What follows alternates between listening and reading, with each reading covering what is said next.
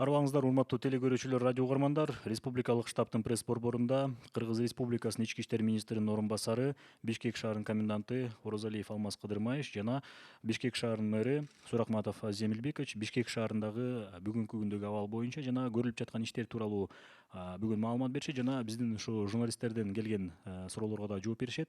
Басма сөз жыйынды Түз абыдон ЛТР, КТРК, Ала Тоо 24, Пирамида, 5 канал, облустук телеканалдардан жана медиа борборлордон, Кабар улуттук маалымат агенттигинен, ЛФМ, Биринчи радио, Кыргыз радиосу, Минкы ЛФМ радиолорунан, ЛТРнын YouTube каналынан жана Facebooктан Кыргыз өкмөтү, социальное правительство жана Биринчи радионун баракчаларынан угуп көрө аласыздар.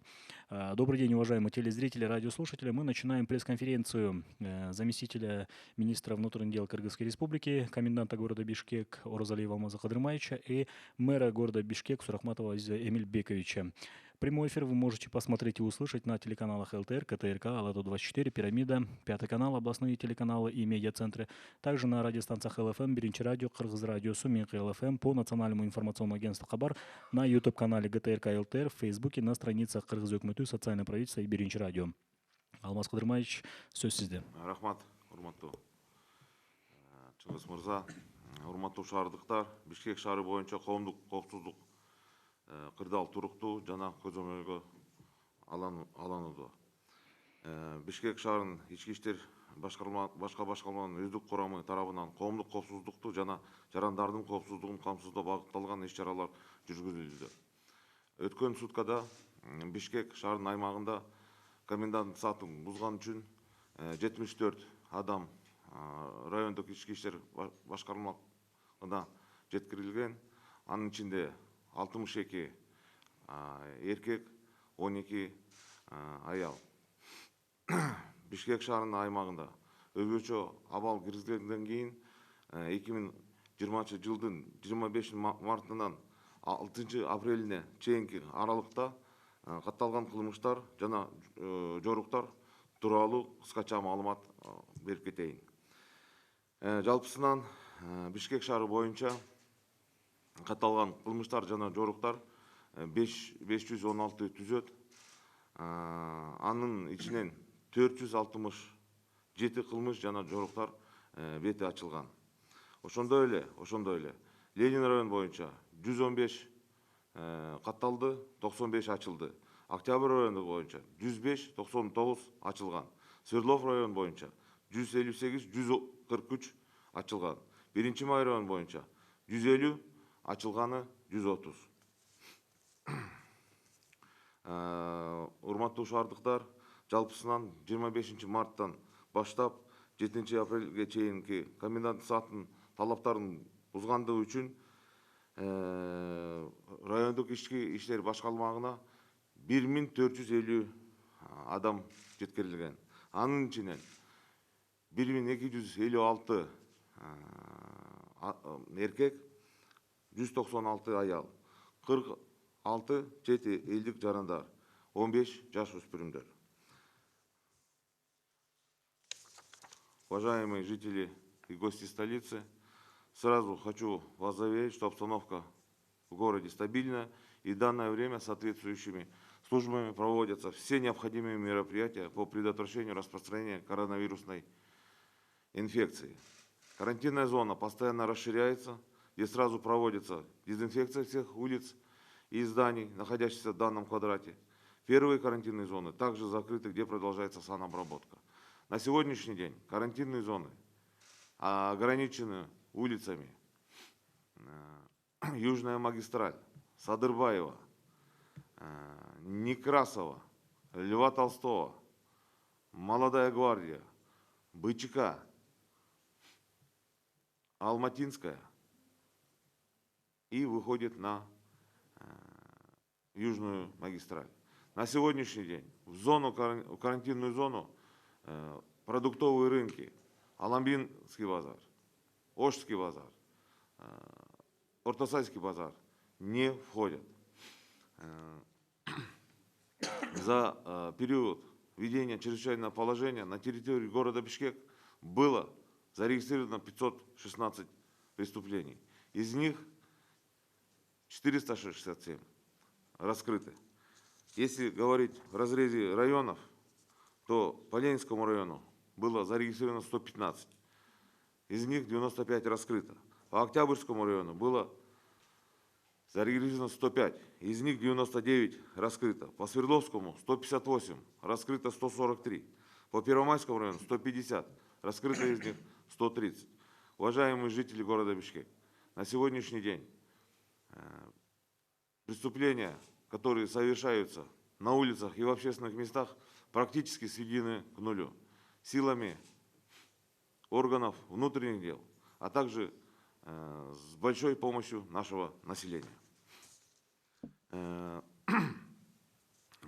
Хотел бы сказать, что много у нас вопросов задаются по карантинной зоне. Я думаю, что после того, как сейчас будем отвечать на ваши вопросы, дорогие жители, у меня пока предварительная информация вот такая. Я готов ответить на вопросы. Урматтуу телегөрүүчүлөр, кийинки сөздү Бишкек шаарынын мэри Сурахматов Азим Любиковичке берелик. Уважаемые бишкекчане, мэрия города Бишкек, пресс-служба мэрии города Бишкек сделали мониторинг обращений граждан в средства массовой информации и социальных сетях. Наиболее часто задаваемые вопросы были необходимость введения режима ЧС в Бишкеке, меры, принимаемые городом против распространения вируса. Третье – продовольственная безопасность и защита социально уязвимых слоев населения. Четвертое – функционирование, жизнедеятельность города. Позвольте вкратце остановиться на этих пунктах. В городе Бишкек уже вторую неделю действует режим чрезвычайного положения, введенного президентом Кыргызской республики Жээнбековым Сооронбай Шариповичем. Решение было принято для опережения нежелательных событий и в первую очередь направлено для защиты жизни и здоровья наших людей. Данная мера позволила мобилизовать наши силы и предотвратила неконтролируемый рост распространения коронавируса. В то же время режим чрезвычайного положения вызвал изменения в привычный уклад жизни наших граждан, создал неудобства и некоторые проблемы для бизнеса и служащих. Но поверьте, эти меры в первую очередь направлены для борьбы с коронавирусом. Благодарю всех бишкекчан за терпение, выдержку и понимание. Первое. Меры, направленные городом на борьбу с вирусом. Бишкек является самым плотно населенным городом в стране. Здесь риск заражения признается самым высоким. Динамика заболевших в столице растет и, возможно, приближается к своему пику. По анализу экспертов, через некоторое время количество зараженных контактных лиц пойдет на спад, но только при условии полной самоизоляции наших граждан, исключения контактов и соблюдения режима карантина. На 7 апреля в городе Бишкек количество лабораторно подтвержденных случаев коронавируса составило 25 человек. Эти 25 человек имели близкий контакт с 60 гражданами, которые являются близкими родственниками, и 204 контакта, которые являются коллегами по работе, друзьями и знакомыми. Приведу пример, когда несоблюдение карантина привело к тому, что только из одной семьи гражданин, который работает таксистом, заразился коронавирусом сам, и сам того не зная, заразил 6 членов своей семьи, жену, дочь, зятя, 2 сыновей и внука. В другой семье один человек заразил 4 близких родственников, и таких случаев много. В целом по городу на учете поставлен 1756 граждан. У всех взяты первичные анализы, и они находятся на обсервации или на домашнем карантине. После инкубационного периода 14 дней у них будет взят повторный анализ, и если результат будет отрицательный, то они будут сняты с наблюдения. Всего по городу снято с наблюдения в связи с завершением срока карантина, и по отрицательным анализам 1359 человек. Вирусологическая лаборатория ЦГС на 7 апреля 2020 года проведены исследования отобранных мазков на коронавирусную инфекцию у 711 человек. С 1 апреля начаты исследования на коронавирусную инфекцию экспресс-методом. На 7 апреля 2020 года проведены исследования у 598 граждан. Для обеспечения круглосуточного дежурства на 32 санитарно-карантинных постах, организованных в городе Бишкек, определены 132 медицинских работников из городских медицинских учреждений. Также подготовлены и находятся в резерве 50 врачей. Медицинские работники проходят обучение по ведению работы с пациентами с подозрением на коронавирус. Всего за период с 28 января 2020 года проведено обучение для 151 медицинских работников города Бишкек. Также с 6 апреля запущен механизм по ранней диагностике. Теперь жители города могут получить оперативную медицинскую консультацию по вопросам самодиагностики, позвонив на горячую линию по номеру 118. Медики будут собирать данные прямо по телефону, подробно выяснят все детали самочувствия позвонившего горожанина и заполнят специально разработанную специалистами анкету. Дорогие горожане, вы можете позвонить, если вы посещали неблагополучные страны или регионы, у вас был тесный контакт с инфицированными коронавирусом, были в точках обсервации или на домашнем карантине, если симптомы высокая температура, кашель, отдышка. В случае угрозы выявления инфекции на место будут выезжать мобильные бригады медиков в составе врачей, эпидемиолога и лаборанта. Они будут делать экспресс-тест прямо на дому.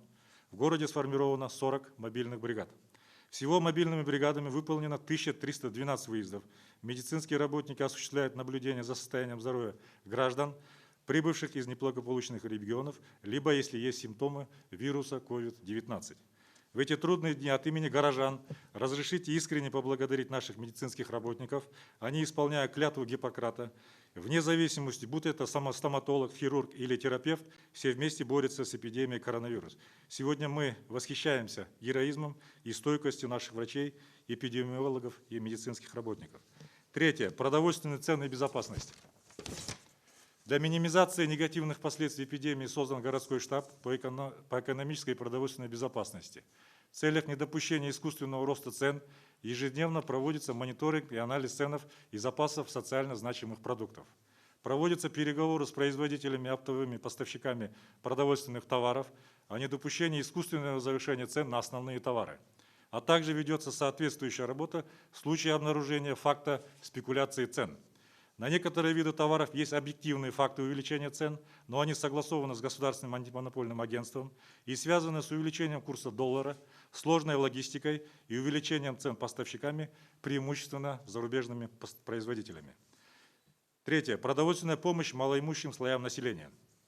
К сожалению, коронавирус в первую очередь представляет угрозу для старшего поколения и людей с ослабленным иммунитетом.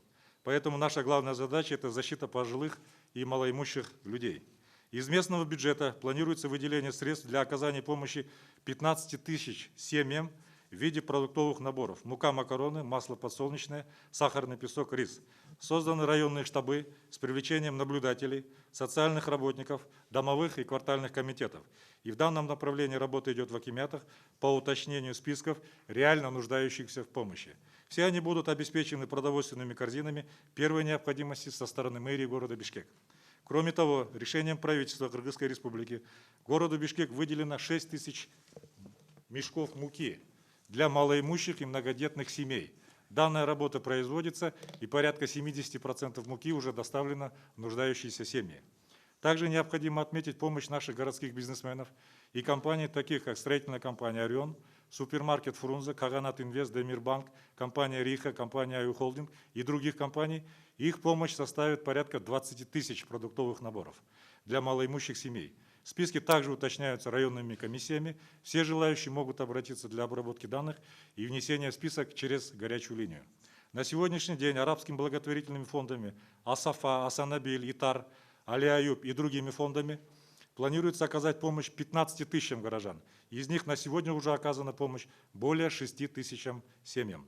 Итого на настоящий момент по городу Бишкек общее количество гуманитарной помощи составит 56 тысяч семей. Данная цифра, надеюсь, будет расти. От имени горожан и мэрии города Бишкек выражаю огромную благодарность всем, кто помогает малоимущим гражданам в эти трудные дни. Пользуясь случаем, хотел бы обратиться к благотворительным фондам и спонсорам. В городе есть факты раздачи гуманитарной помощи без утвержденных списков акимятов, и иногда в одну семью выделяют по 2-3 помощи, а некоторым нуждающимся семьям ни одной помощи. Кроме того, есть факты, когда самодостаточные и обеспеченные семьи есть в списках малоимущих. Их надо оттуда убрать. Только вчера был случай в жилмассиве Дордое, где определенные лица встречали благотворительные фонды с гуманитарной помощью перед въездом в жилмассив и обещали ее раздать, но фактически помощь не дошла до адресата. Жители обратились в Свердловский акимат и РОВД, и только после вмешательства властей начали раздавать помощь справедливо по списку. Особо важно гуманитарную помощь выделять с соблюдением принципа открытости и прозрачности. Поэтому просим все списки согласовывать в акимятах и гуманитарную помощь раздавать через горячую линию акимятов мэрии города Бишкек. 7 апреля запущено приложение на официальном сайте мэрии города Бишкек «Помощь горожанам», где все нуждающие могут оставить свои заявки. Экономика города, ЖКХ и транспорт. Мэрия города Бишкек, все службы жизнеобеспечения столицы работают в штатном режиме и без перебоев. Все намеченные планы проекты осуществляются в полном объеме, но с условием жесткого режима экономии бюджетных средств. В рамках реализации плана мероприятий по недопущению распространения коронавируса проводится комплекс мероприятий. С 26 марта ежедневно задействовано 16 микроавтобусов транспортных предприятий для помощи при дежурстве сотрудникам милиции во время комендантского часа. Для перевозки медицинских работников городских организаций здравоохранения разработано и организовано 17 маршрутов на 27 микроавтобусах. Муниципальным предприятием «Тазалык» ежедневно проводятся работы по дезинфекции городских улиц, жилмассивов и микрорайонов города. Всего для дезинфекции задействовано 76 сотрудников, 24 спецтехники. Производится дезинфекция контейнерных площадок для сбора твердых бытовых отходов, более 1000 остановок общественного транспорта, а также в подъездах, где выявлены контактные и зараженные лица. В городе резко сократилась преступность, дорожно-транспортные происшествия благодаря слаженным действиям коменданта, комендатуры и сотрудников Министерства внутренних дел. Работы по исполнению решений правительства и республиканского штаба в данном направлении будут производиться постоянно. Уважаемые горожане, эпидемия коронавируса – это явление временное, и она обязательно пройдет. Главное – строго соблюдать требования установленного карантина. Спасибо за внимание, будьте здоровы. Спасибо. Уважаемые телезрители, радиослушатели, мы, наверное, перейдем к вопросам и ответам. Тоже я ранее говорил, что были несколько изданий, задавали вопросы, мы это прочитаем, озвучим. У нас сегодня ровно 40 минут и плюс 5 минут еще, наверное, добавим, и как раз на эти вопросы успеем, наверное, ответить. Вопрос коменданту города Бишкек от «Кактус Медиа». Не вопрос, скорее предложение. Можно ли составить карту передвижения заразившихся, чтобы граждане могли видеть, где чаще всего заражаются в городах Бишкек, Ош, по районам разделить? Можно ли? Да, очень хорошее предложение. Мною дано поручение Государственному комитету информационных технологий и связи. Значит, на сегодняшний день специалисты над этой проблематикой работают. Я думаю, в ближайшее время мы уже будем докладывать о результатах. От «Кактус Медиа» вопрос. Можете указать, по каким критериям милиция называет пропуски поддельными? Что именно с ними не так? Был случай, когда хотели забрать пропуск, где нет номера, но в какой-то период комендатуры выдавала красные пропуска без номеров. Поддельные пропуски появляются. На сегодняшний день, значит, уже 30 фактов зарегистрированы в едином реестре преступлений и проступков УВД районов города Бишкек по статье 359. Назначены все экспертизы, но я бы хотел сказать, что действительно, если, например, не указан номер автомобиля, если не указана фамилия водителя, если, значит, имеются такие факты, что сверху, значит, клеют бумагу и новый номер записывают на другую машину. В этих случаях мы реагируем, значит, и меры принимаем. Вот. Вопрос коменданту. Если фермер не везет продукты в грузовике, а ему надо за вакциной, запчастями, кормом, так как он может заехать на территорию Бишкека без пропуска? Хороший вопрос.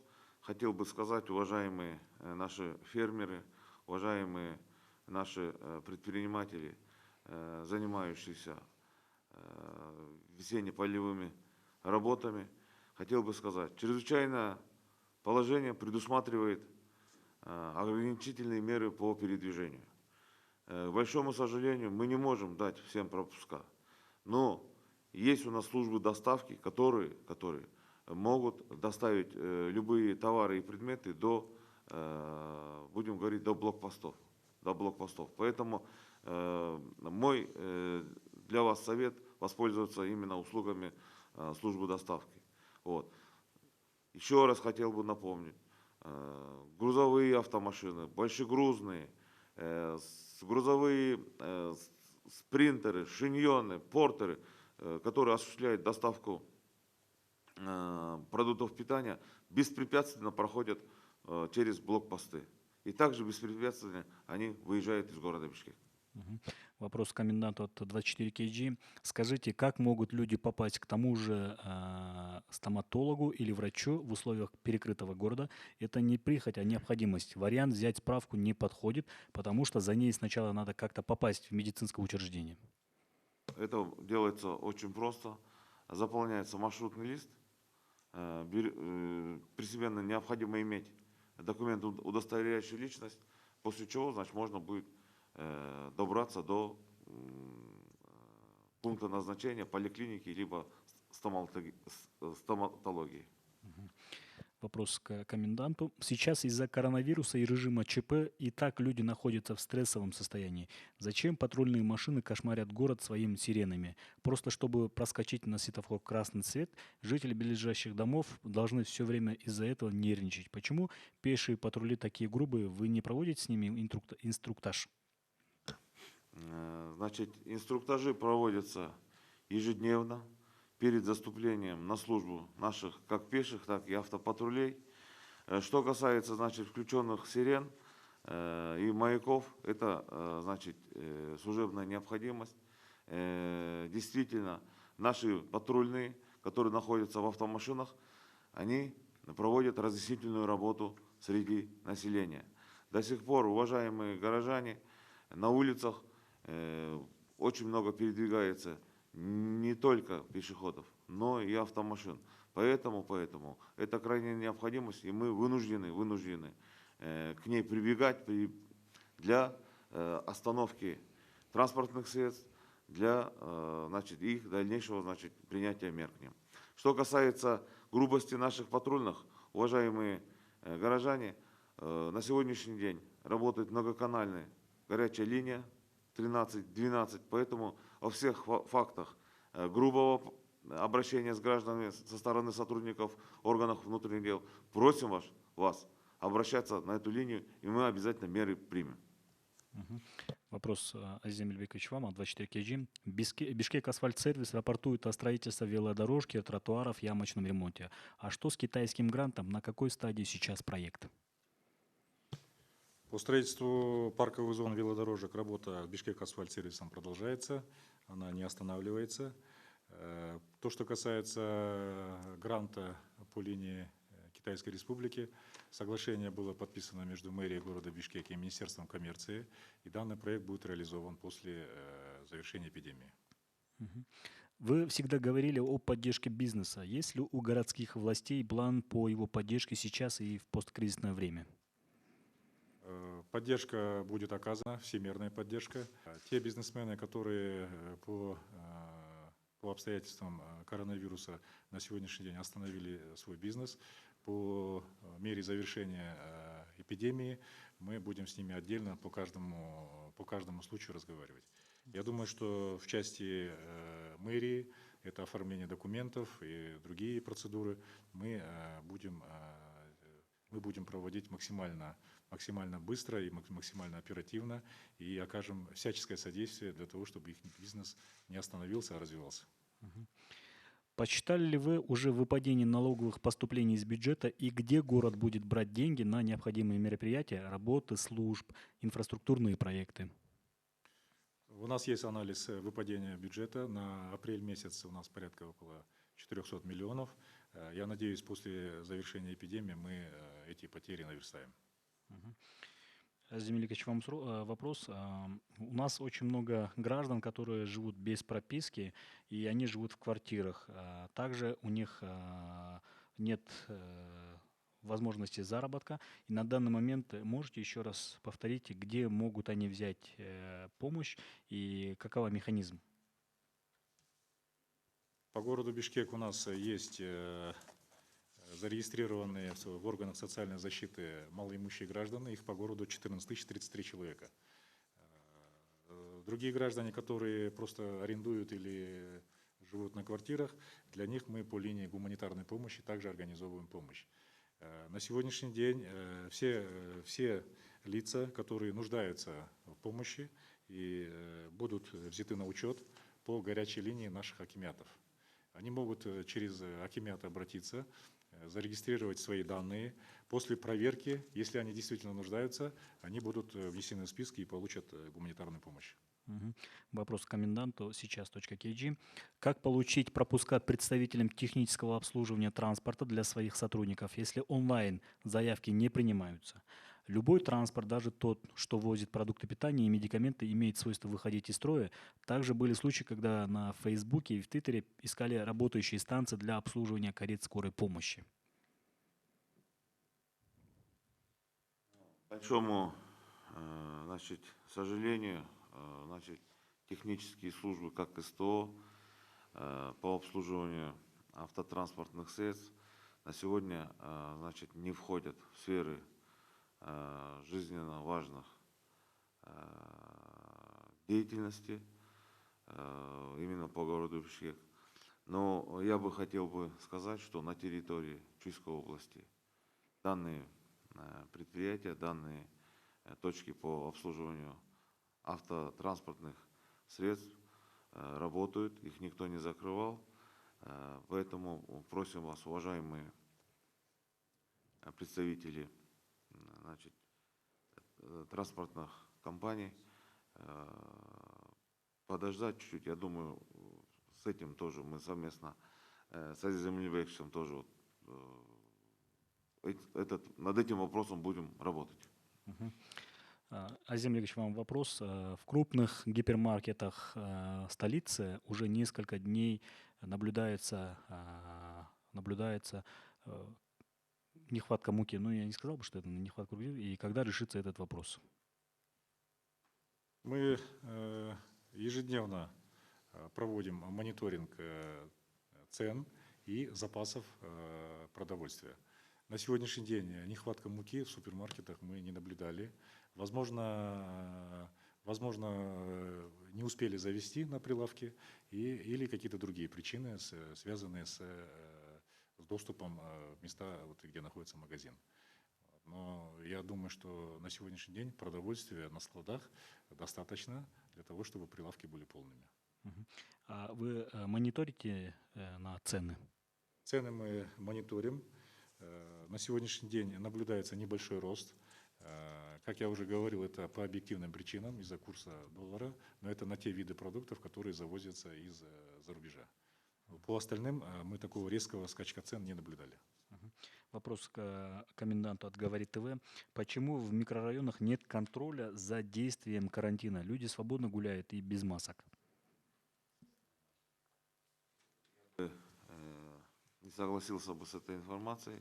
По городу Бишкек у нас ежедневно заступает более 400 пеших патрулей, которые осуществляют охрану общественного порядка,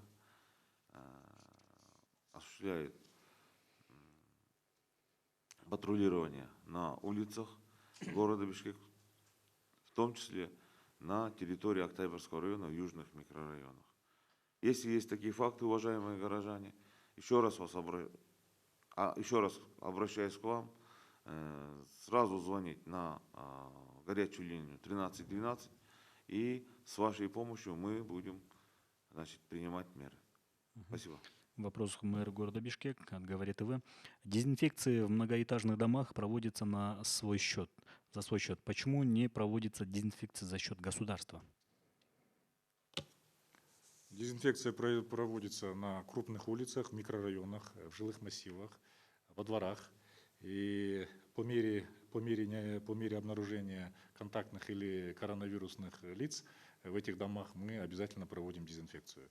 По остальным работа идет планово, и я думаю, что мы охватим все дома для того, чтобы произвести дезинфекцию. И тоже такой же вопрос. Дезинфицируются ли мусорные контейнеры, вывозится ли мусор? Контейнерные площадки по городу Бишкек дезинфицируются в полном объеме. Их по городу количество порядка около 10 тысяч, и они все дезинфицируются. Остановки и контейнерные площадки для мусора, они полностью дезинфицируются в день по 2 раза. А как обстоят дела с дезинфекцией торговых домов, гипермаркетов? Там также производится дезинфекция, но эта дезинфекция проводится уже самими хозяевами, они в первую очередь сами заинтересованы. Дезинфекция производится тоже в день по 2, иногда 3 раза, и за этим наблюдают наши санитарные эпидемиологи. Мгм. Вот мы говорим, что работники муниципальных служб работают, и оснащены ли сотрудники городских служб защитными средствами? Те бригады мобильные, которые по городу сейчас ездят и обслуживают, берут анализы, они оснащены всеми индивидуальными СИЗами, средствами индивидуальной защиты. Те сотрудники, которые работают в акимятах и в мэрии, которые на сегодняшний день обеспечивают жизнеобеспечение города Бишкек, они обеспечены средствами, масками, дезинфицирующими средствами, перчатками, и в день по 2-3 раза проходят дезинфекцию. Мгм. Вопрос к мэру города Бишкек. Предоставлены ли условия для работы медиков, эпидемиологов? По работе медиков-эпидемиологов на сегодняшний день работает 40 мобильных групп. Мы всем предоставили транспорт, заправили их горючим, предоставили водителя.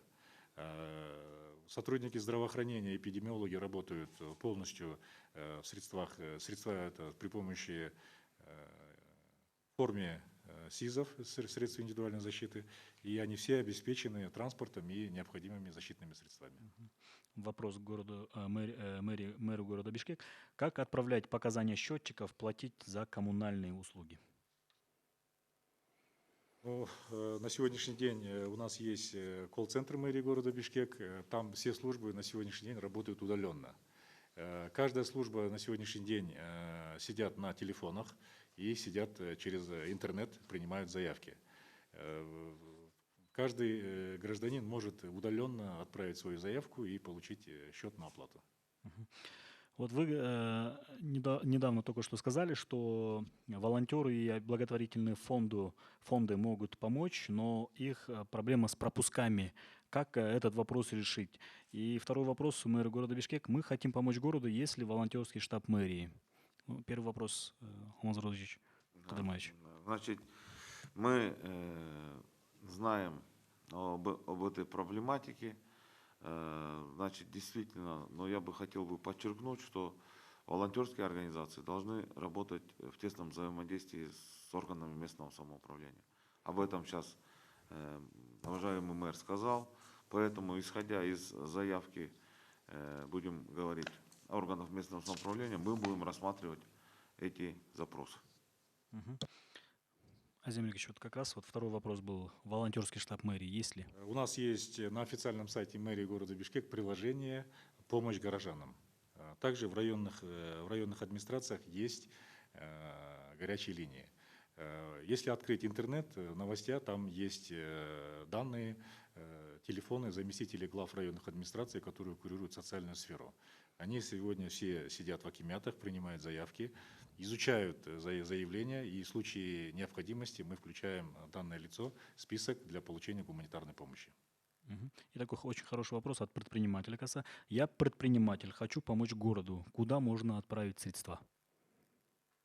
Средства можно отправить через районную администрацию или в мэрию города Бишкек. У нас есть фонд. Данный фонд открытый и прозрачный. После поступления денег мы отправляем в гипермаркет Фрунзе или Глобус, и они формируют вот эти продовольственные пакеты. Есть второй вариант. Любой бизнесмен может напрямую отправить в супермаркет Фрунзе или Глобус, и там ему сформируют продовольственные пакеты, и они с нашими службами по нашему списку могут сами организовать развоз. В городе очень много многоэтажных домов, и есть, соответственно, у них лифты. Как обстоят дела с обработкой лифтов? На сегодняшний день все лифты обрабатываются. И данная информация постоянно проходит в социальных сетях. И я думаю, что ни один лифт мы не забудем. Уважаемые телезрители, радиослушатели, у нас еще 4 минуты до окончания пресс-конференции, и, наверное, я успею задать несколько еще вопросов, 2 вопроса. Зачем все-таки носить маски на улицах? Не поймем штрафы за ношение масок в общественных местах, если речь не идет о помещениях. Скажите норму закона, на которую вы ссылаетесь. От «Кактус Медиа» вопрос. так таковой нормы закона, значит, применяемой за нарушение неношения масок у нас нету. Значит, имеется у нас, значит, недавно были приняты поправки к кодексу нарушения. Это нарушение требований режима чрезвычайной ситуации или чрезвычайного или военного положения, нарушение требований правил ограничительных мероприятий карантина. Вот. Несоблюдение требований комендантского часа, действия направлены на нарушение правопорядка в условиях чрезвычайного положения. Уважаемые горожане, мы постоянно обращаемся в ваш адрес. Мы в первую очередь заботимся о вас, о вашем здоровье. Хотим, чтобы вы себя и окружающих не подвергали опасности. В связи с этим мы призываем еще раз соблюдать вот эти нормы гигиены, в связи с чем необходимо одевать маски. Одевать маски, чтобы не подвергать себя опасности и окружающих. И предпоследний вопрос коменданту города Бишкек. Как происходит процесс принятия решения о выдаче пропусков в онлайн-режиме? Сколько людей обрабатывают заявки на пропуска и по каким причинам чаще всего отказывают в их выдаче?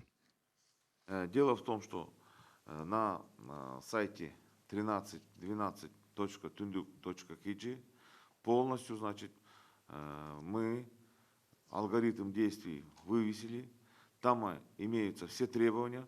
В основном на сегодняшний день 14 тысяч запросов нам поступило, было одобрено 605. В основном отказ идет из-за того, что в неполной мере, значит, наши обратившиеся лица предоставляют документы для получения разрешения.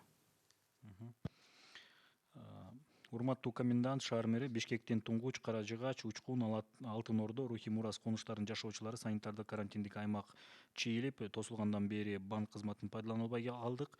Мурда бир топ банктардын филиалдары жайгашкан Аю Гранд Комфортко барчубуз. Аталган борбордогу банк филиалдарын иштетсе болобу?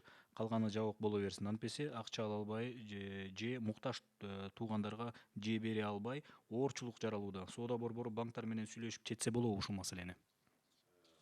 Ошол боюнча ошол улуттук банктын жетекчиликке тапшырма берилген. Бүгүнкү күнү ошондой эле карап туруп, ошондой бир чечимге келип туруп, сөзсүз биз жергиликтүү элге жардам беребиз. И последний вопрос от главного редактора Акипресс Жаркын Байджигитовой. На каком этапе дело по продаже пропусков? Были ли зарегистрированы аналогичные факты продаж? Значит, один факт был зарегистрирован по Октябрьскому району. Мною комендантом было, значит, дано поручение управлению ГКМБ по городу Бишкек, который совместно с ГУД города Бишкек был задержан сотрудник Октябрьского РОВД при получении, значит, взятки 14 тысяч сомов. На сегодняшний день данный сотрудник, значит, водворен СИЗО ГКМБ, продолжается следствие. По окончании следствия мы дадим полную информацию. Урматтуу телекөрүүчүлөр, радио угармандар, республикалык штабтын пресс борборунда Кыргыз Республикасынын ички иштер министринин орун басары Орозалиев Алмаз Кыдырмаевич жана Бишкек шаарынын коменданты, ошондой эле Бишкек шаарынын мэри Суракматов Азиз Эмилбекович болду. Баардык суроолорго жооп берди жана менин оюмча баардык суроолорго жооп ала алды деп ойлойм. Басма сөз жыйынды түзүп атқан ЛТР, КТРК, Алато 24, Пирамида, 5 канал, облустук телеканалдардан жана медиа борборлорунан Кабар улуттук маалымат агенттигинин, ЛФМ, 1 радио, Кыргыз радиосу, Менкы ЛФМ радиолорунан, ЛТРдин YouTube каналынан жана Facebook'tan Кыргыз өкмөтү, социальное правительство жана 1 радионун баракчаларынан угуп көрө алдыңыздар. Суроолордун дээрлиги орус тилинде, расмий тилде келгендиктен биздин коноктор бүгүн ошо расмий тилде жооп беришти. Чоң рахмат.